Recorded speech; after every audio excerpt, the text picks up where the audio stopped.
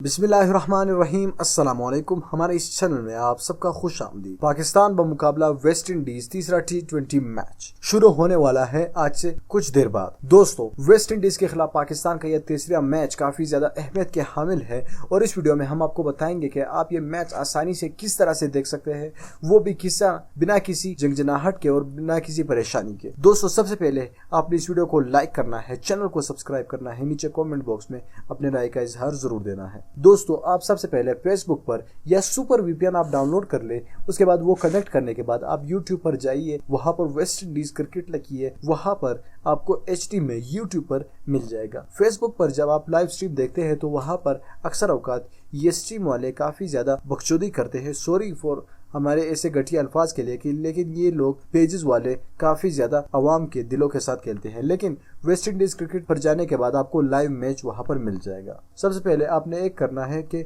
Super VPN को जरूर connect करना है। पाकिस्तानी क्रिकेट टीम इंशाल्लाह बहुत तगड़ी नजर आएगी आपको तीसरे T20 मैच में। अब से कुछ देर कबल स्टार्ट होने वाला है और इस टीम में 3 जबरदस्त तब्दीलियां भी की है।